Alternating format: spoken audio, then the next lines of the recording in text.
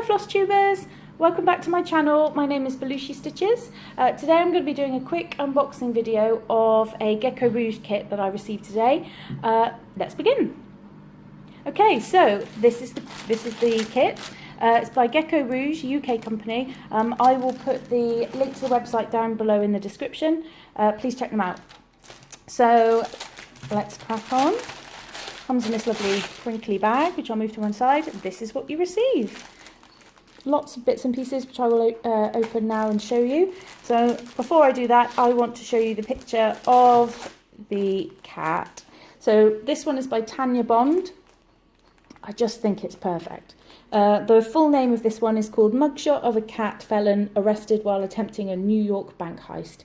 I will probably refer to it going forward as the Mugshot Cat, and in any future videos about whips or my Instagram posts, they'll probably be called Mugshot Cat. But I just absolutely love it. I'm going to put the reason why this one means a lot to me as well is because it really does remind me of my cat.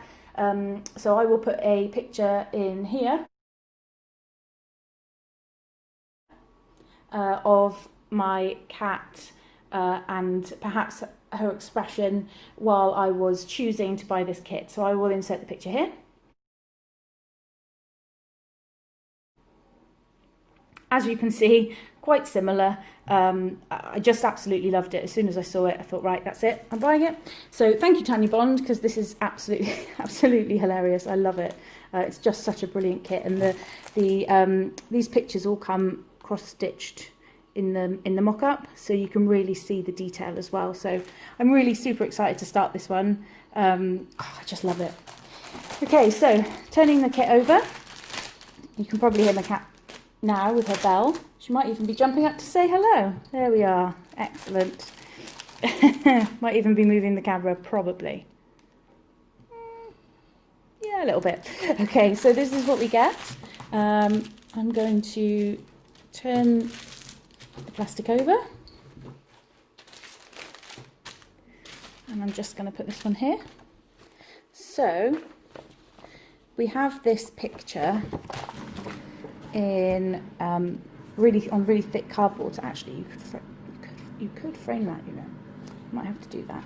Okay, so yes, I think I might. So I'm going to put that to one side. The other bits and pieces that you receive then, this one, if we just jump straight to this one, which really wants to be involved. This is, I think on my Flosstube number 1, I unboxed a different kit, and there's more detail in there about various bits, and I go through a few more bits of this. So this is just a brief unboxing to show you what's there. If you want to know more detail to see specifically what's in the kit, please check out my other YouTube Flosstube number 1. Okay, so you get the basic information here about how to cross stitch. Black out on the camera there from the tail. This is the legend that you receive. Again, no DMC numbers. This is just all you need for this kit are the numbers and the symbols, and that's what you receive. So I think for this one there are 60 colours. And this can be confirmed. Also, you can see it on the front pack that you receive here. You can see the information on this bottom corner. So 60 colours there. I've gone for 18 count Ada, so that's my sort of go-to. So it's not a huge piece, this one, which is really lovely because it just means you can get things done a bit quicker. So yeah, 60 colours in this one. Can't wait. So again, like I said, you receive the legend here and the pattern, and those are sent through by email as well, so that I can import them straight into Pattern Keeper. I now use Pattern Keeper, and it makes me stitch so much quicker. I'll pop on a video about that another day, but yeah, so it's great. So this is worth having though, just in case there's any problems or you need to go somewhere that you can't use Pattern Keeper. So that's cool. So there's another one. So here's my 18 count Ada mixed in with all the threads. What? So 18 count Ada, oh, I just love it. It's the right size for me. I've tried 25, I just really struggled with it. So as you can see, this is not a massive piece of Ada. I don't have anything to hand that will help you see the size of it other than this. So these are the threads. So there's a little bit of information on the front. It just confirms which thread count on the fabric, and obviously there's 14 count, I think 18 count, 25, 28 often available. And on the website it shows you then if you're doing sort of 2/2 or 2/1. It's really helpful. I think some 14 counts are available in black as well, so worth checking out what you'd prefer. This is 2/1, and I've got a print and a digital copy as well sent through to me. So then we're going to move these sideways, and this is where you get your threads. Just yet again, the same as my one the other day, when you sort of look at them together, you don't really notice them too much, but actually as you start working through and going through each page, there's so many colours in here. There's so many colours, just really, really bright. Some of them are really, really bright. Really shiny colours. I'm noticing quite a few small ones in here as well, as opposed to sort of big, chunky amounts. A lot of these have got quite small amounts, so yeah, it's really bright right there. And there we are, 60 colours. So what I was going to show you as well is when I did my video the other day, what I'd seen people do and what I'd started to do was how to prepare their threads. And what I'm normally a bobbin girl, so all the kits I've sort of kitted up myself previously, all the patterns I've kitted up myself previously. I've bought all the DMC separately and then put them onto bobbins, and that's just how I've always worked. And I think since I've received these kits, I realise how quickly you can go when you haven't got things bobbined. I'm sort of slightly, I think, in a bit of a gradual transition between quite liking thread cards. I haven't quite gone there yet on some of my projects, but I can see why people do it now, and I've got a funny feeling that's the way I may go eventually. So what I'd seen people do is all of these are one long, oops, I've got two there. All of these are one long length, just folded and folded and folded. So you've got lots of loops, and then it's tied through here. So what I'd seen people do was cut off the loops here, cut all the ends, so then the length of your piece, of each individual piece, is just this. Now I'm doing 18 count, so I'm choosing 2 strands, and therefore I'm going to start every piece of stitching with the loop stitch. I traditionally like really long threads.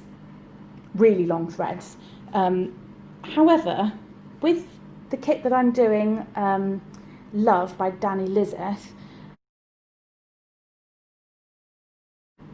there's quite a lot of confetti, so I'm actually quite enjoying only using a little bit of thread and then moving on, a little bit of thread and moving on. I am a cross-country stitcher. I'm not extreme cross-country or even page by page. I'm just sort of I'll do a section and see how I get. So this has been really good for me actually, to only have a small amount of thread to kind of work on and then move on to something else. So you can clear and fill in quite a big patch of a particular pattern in one go, because you're using all the colours, because you can use all the colours. It's not like you've got one really long thread and then you're going quite out of the section. It ends up that you can stay in the section and sort of complete it. I'll show you more when I'm showing you my whips in my next, hopefully my next video. So I quite like it, and I wasn't sure at first, but I went with it and I thought I'm going to try it, and now I think it's absolutely brilliant. So for these types of kits, the confetti in these patterns as well is, some sections are obviously a lot more than others. So this is really helpful, and it does help you to move on. Anyway, I'll stop rambling. So what I'd seen people do is cut all these loops and then plait these sections. One of the ladies that follow me very kindly pointed out that in the US they use the term braiding. So plaiting over here in the UK, and then braiding, like braid hair, or sometimes you braid pastries, I suppose. So we would plait hair and plait pastries. So thank you for pointing that out, because it was anything like that I could change a term in. Please let me know, because it just helps going forward. And I really appreciated it. So thank you very much. So what people are doing is cutting these loops. So what I did, I'll show you now, with my other thread section. Just move this one to one side. So this is the thread. Ooh, looks like the needle. Oh, the needle split. The needle has split. Okay, I'm going to try and find the other half of the needle in a minute. But for now, hopefully it hasn't gone too far. So this is the, so in here as well, that's where you would be given a needle in this bit, which is super helpful, and I'm genuinely using the one that I got out of this kit. So these are my threads for my love kit. Okay, I'm at the front. So what I've done is I've taken this main section off. I've loosened this a bit so I can literally go page by page, and I can move it like a book and work on this one. And what I thought I would do on these, I did just the first couple for a bit, and then I just realised how much I loved it. So I went through and did the whole lot. So if I just put this down and let you actually see it, what I've done on every single one of these is cut all the loops at the end. There's not one loop left in here now. I've cut every single loop. And then I've taken the 3 sections and I've plaited or braided, and I've done that on every single one, apart from ones when they are really, well, actually I plaited the whole lot at first, and then there are a couple in here that I think towards the end I stopped, because if you're going to do really, really tight plaits here, that's going to be quite tricky to get a thread out. But it does mean that you can just pick one thread from here. See if I can do it. I might even use my, I'm going to use my broken needle. Let's see if I can get this on camera. So you tend to pull these forward, and I leave it over that way when I'm working on it. I tend to leave this one off to one side, and then I'm trying to do this on and off to the side of the camera. Try and find one thread there. So I've literally got one thread on my needle, and then all you do, it looks awful, but all you need to do is just pull a little bit, or sometimes they come out straight away. This one's quite tightly plaited, so it's tricky. So it all start to bunch up, and that's okay. That's fine. What it's going to do is find both ends of this. So this is a bit stuck now, so I can't progress with that one. Some of them come out really easily, but if you just pull one end of it, one end will come out, and it just works its way out. And as soon as this comes, then all of this should probably, yeah, and you can see that thread there. So just keep pulling the other end now, and that's it. There's my one thread that I've just pulled out, and this is absolutely fine.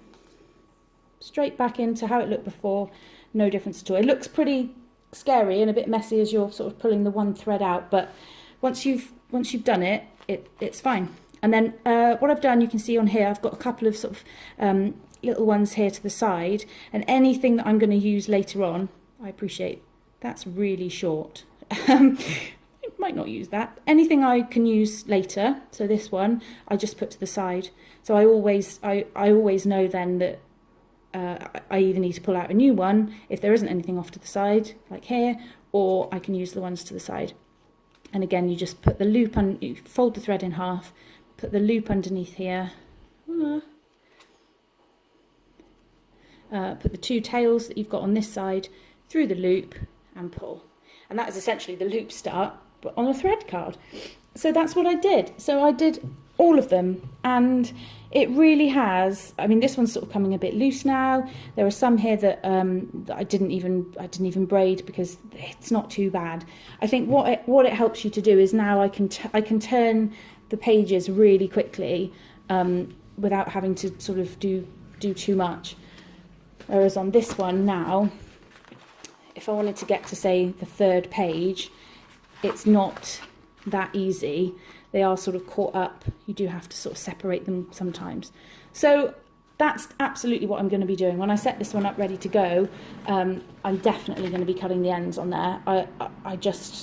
For me now, that's the right length for these ones. It just changes the way I've worked before.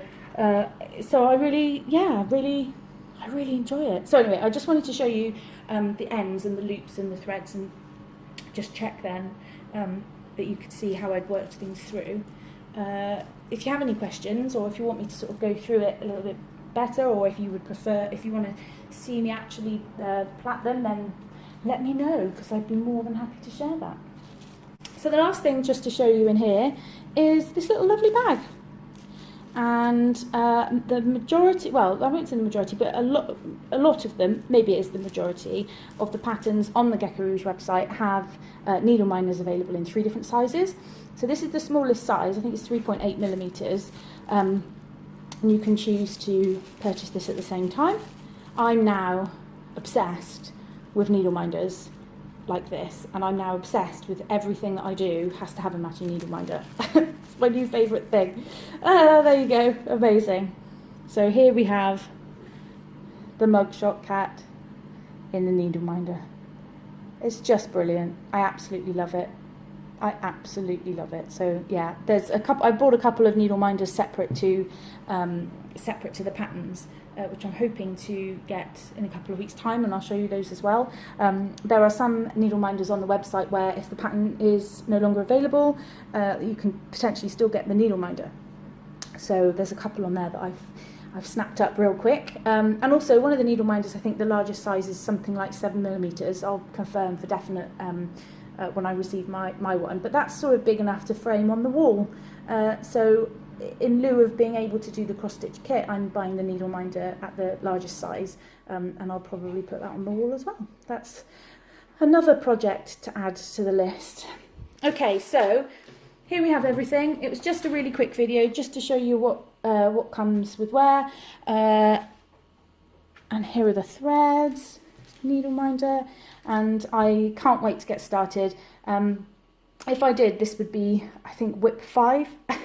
So at the moment I have 4 projects, 3 of which are ready, 1 of which is a Gecko Rouge kit, and whip 4 is just waiting for payday before I buy an awful lot of DMC threads. So if I was to start this one, it would be whip 5. I think probably I'm not going to start it yet, and see how I get on with the other ones. I'm also studying for various exams, and